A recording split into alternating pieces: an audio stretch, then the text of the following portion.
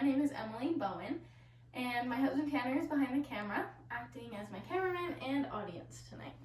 So, let's get started with my persuasive speech.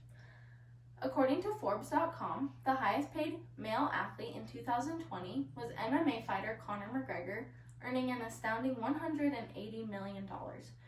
And the highest paid female athlete was tennis player Naomi Osaka, earning $60 million. I believe athletes should be paid based on revenue they generate and sponsorships they receive, regardless of their sex. As a sports fan myself, and someone interested in the economics generated by the sporting industry, I have studied and researched this topic. Today I will discuss the differing opinions in pay gaps, give examples where this is seen, and explain how we as consumers impact that. Americans have many differing opinions on the pay gap between male and female professional athletes. Some believe that two people with the same job title should receive the same pay. For example, a WNBA player and an NBA player have the same job title of basketball player. So these people believe that those two people should make the same amount of money. Other people believe that income should be based on the revenue produced for the employer. For example, a waiter at a 5-star steakhouse is going to generate more revenue and therefore make more money than a waiter at your local Denny's. The first example I want to give is from a comparison chart created by WSN.com that compares statistics from the NBA and the WNBA during the 2018 and 2019 basketball season.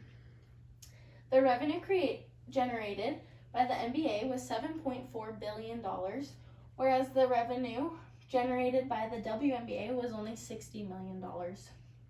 We also see that the average salary of NBA players was $6.4 million, with Stephen Curry being the highest paid player at $40 million, compared to the WNBA average salary being just over $71,000, and the highest paid player is Brittany Griner, earning just over $113,000.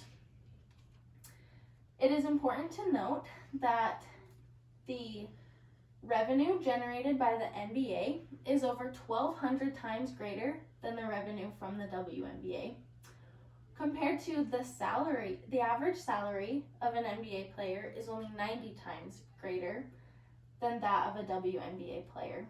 Therefore, the WNBA players are actually receiving a higher cut of the revenue generated from their league.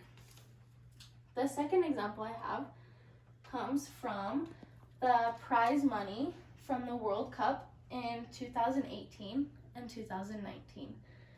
Sportingnews.com produced this table that shows the winner's prize money from the Men's World Cup was $38 million for the winning men's team and $4 million for the winning women's team.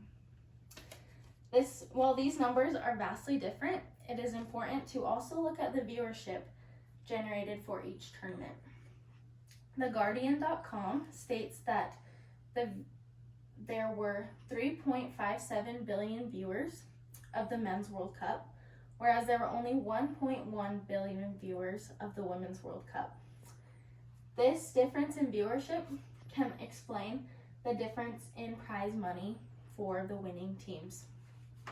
It is also important to know that we as consumers play a role in the pay gap between male and female professional athletes.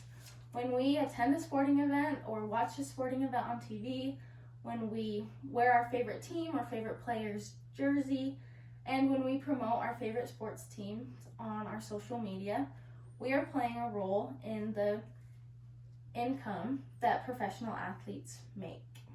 The pay gap is not based off of hate, inequality, or bigotry, but strictly based off revenue, sponsorships, and the value the athletes provide to the world.